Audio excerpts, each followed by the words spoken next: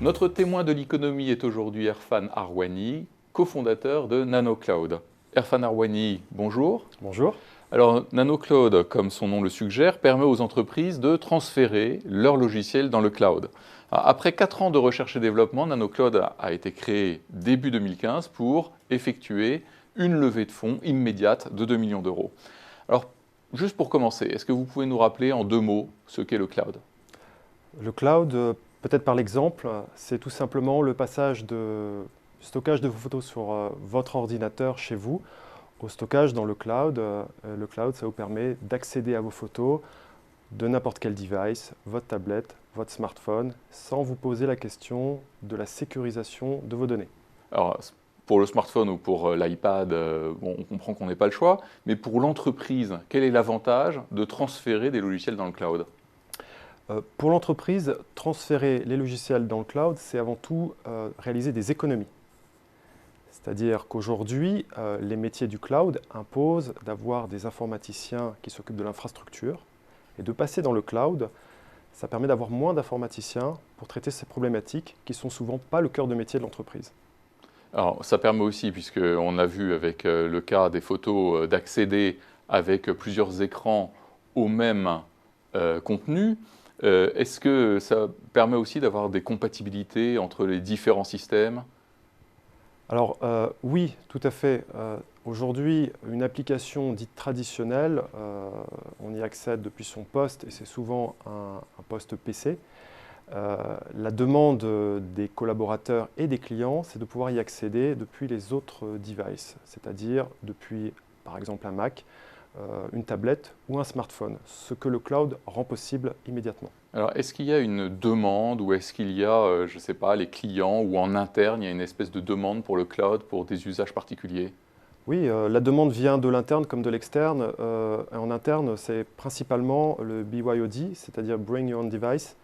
On le voit tout simplement sur le marché du BYOD, 80 milliards de dépenses l'année dernière pour de l'achat d'ordinateurs et de tablettes choisis par l'employé.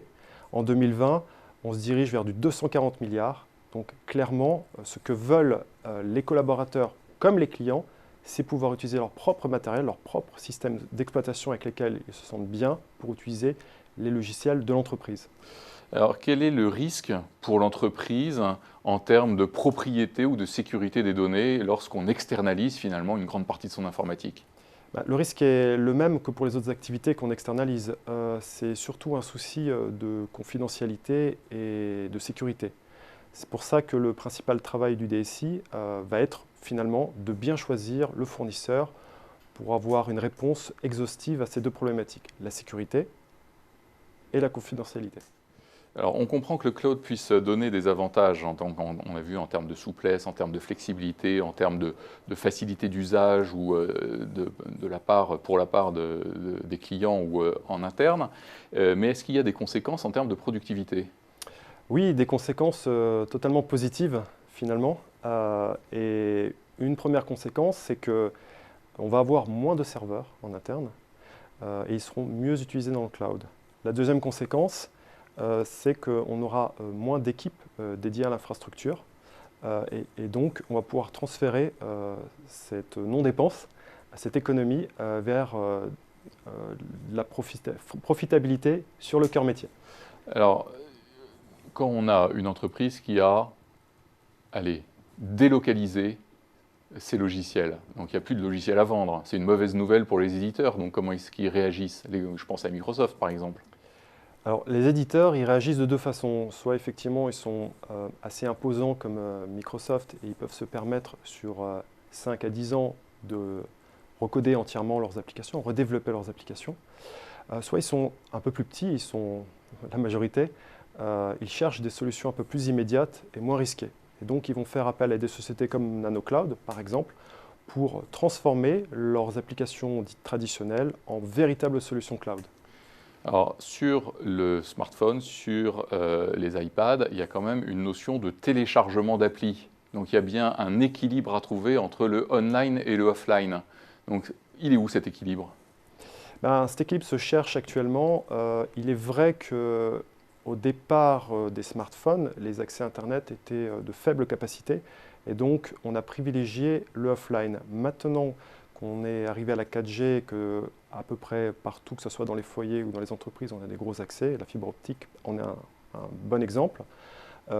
Finalement, le online est peut-être la meilleure solution, puisque nécessite moins de support et nécessite moins de travail sur les différents devices. On maîtrise un environnement et c'est valable pour tous les devices. Donc ce qu'il faut retenir finalement, c'est que la migration vers le cloud est un mouvement qui est enclenché, dont les enjeux sont importants, qui donne davantage de souplesse, davantage de flexibilité, davantage de sécurité et éventuellement davantage de productivité et finalement des coûts pour l'entreprise.